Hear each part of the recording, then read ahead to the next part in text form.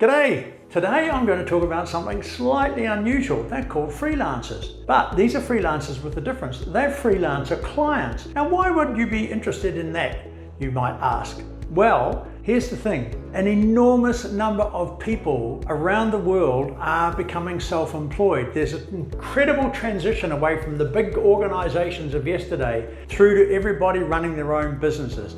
And of course, freelancers need love too. Like a web development freelancer doesn't know how to create a brand, and a graphic designer doesn't know how to create a website. So they become potential customers and suppliers to each other. This trend that's happening where freelancers and solopreneurs are building their own businesses, it is not going to stop. It is going to get bigger and bigger and bigger. And here's the thing. You want to be a small business selling to other small businesses who then sell to big businesses, okay? Now you might be able to sell to big businesses as well, but there's another opportunity, and to see these freelancer clients as a valuable part of the market that you really should be seeing if you can exploit. What we're going to do is talk about how you actually sell to small freelance businesses. So there's 4 simple questions that you need to start with. So if you follow this 4-step process to understand, number 1, who your clients are, where they might spend time looking to solve their problems,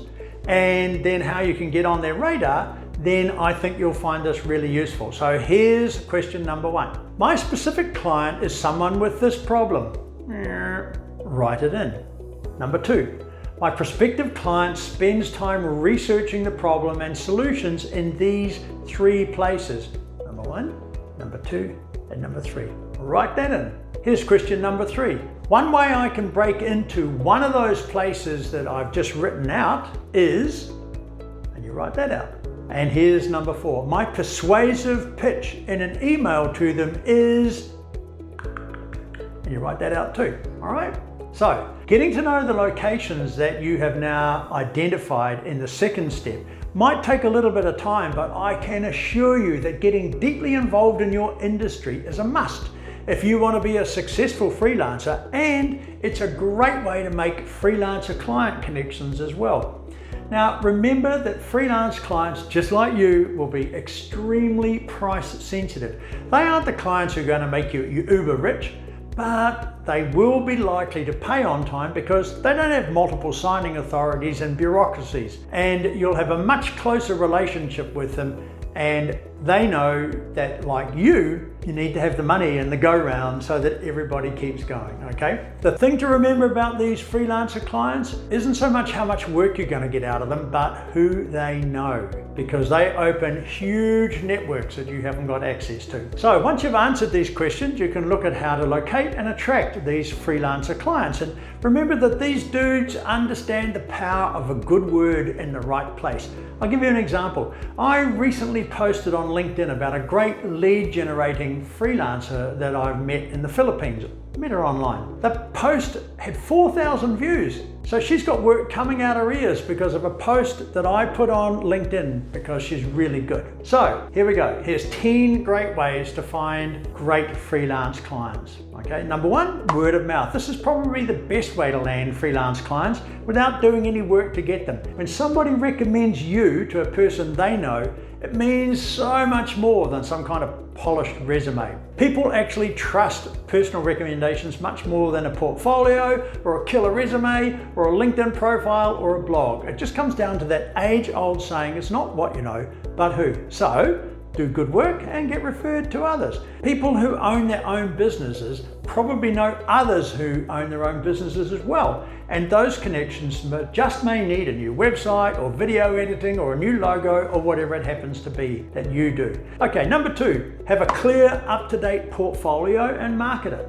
A good portfolio, it's practically non-negotiable, but just having a site isn't going to guarantee that people are going to come to it. To attract potential freelancer clients, you need to market your portfolio. And one way to do this is by using searchable portfolio sites like sortfolio.com or coroflot.com or graphicsartistguild.org or hireanillustrator.com. And don't disappoint people when they get there. Make sure you've got work samples and case studies, testimonials, and that your contact information is easy to locate. Okay, number 3, blog. or actually, to put it more bluntly, create content. Add a blog to your portfolio or to your online resume. But before you dive headfirst into the world of blogging, it's important to know what your market wants.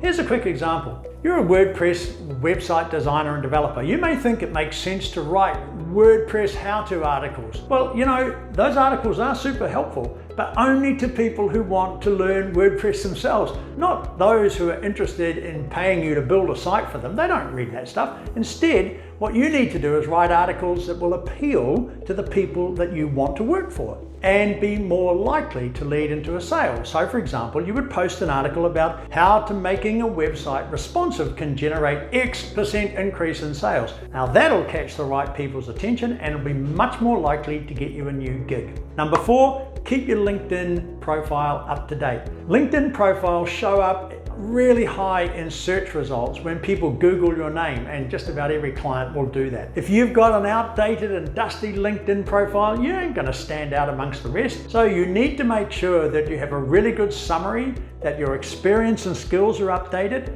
that the relevant work that you've done recently is in the work samples area, you've got a good looking photograph, and that you go above and beyond by adding recommendations from former employers or from clients that you've worked with. And I'm going to give you this little piece of free advice. Get hold of the free ebook by Sam Rathling.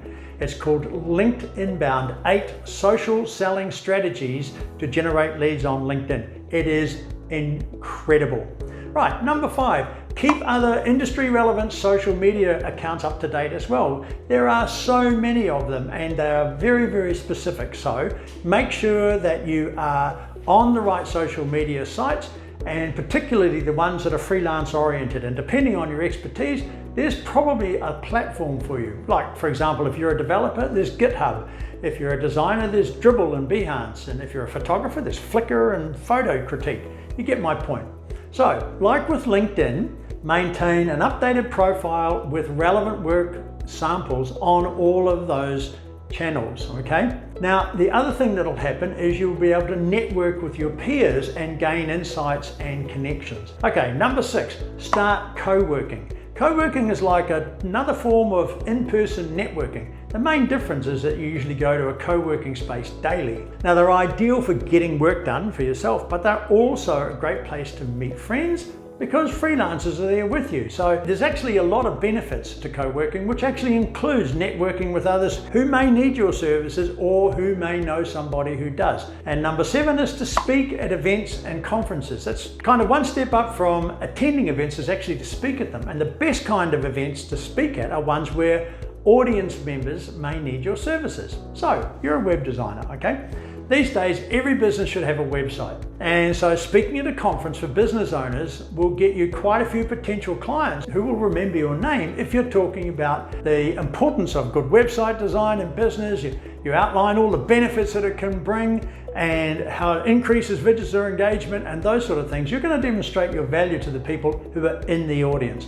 Now look, you're going to have to start small, but as you build up credibility as a great speaker, it's actually even possible to get paid to speak at events.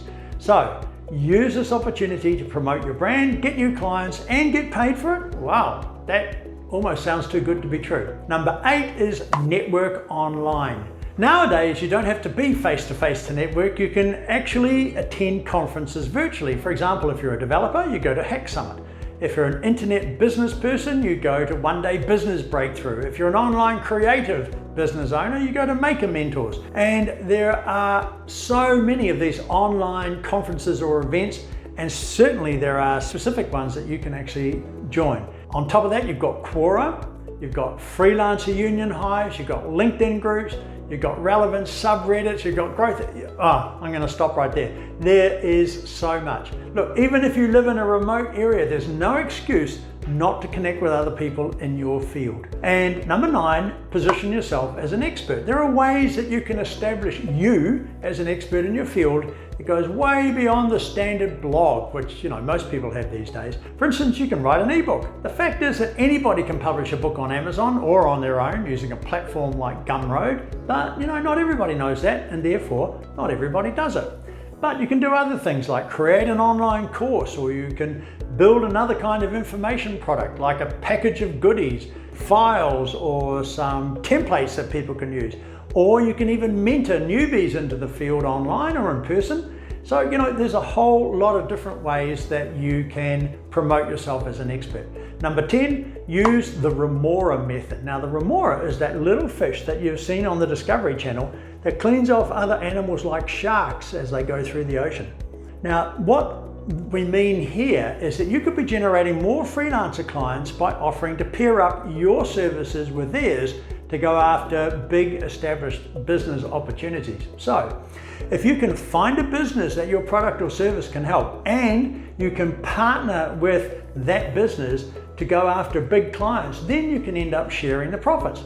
And you can put this method into action without much trouble. There's a number of things that we've done like that which have worked out extremely valuably for us. Because look, at the end of the day, it's all about relationship building. And when it comes down to it, getting freelancer clients is all about building relationships, either online or offline, and demonstrating your value and your expertise. So use these methods of passive promotion, and you just might start each day with a couple more email inquiries about doing some work in your inbox. So if you like this topic, we have an upcoming online course that will teach you in detail everything that you need to know about how to get on your feet and build a business using your skills from scratch. And the link is in the description.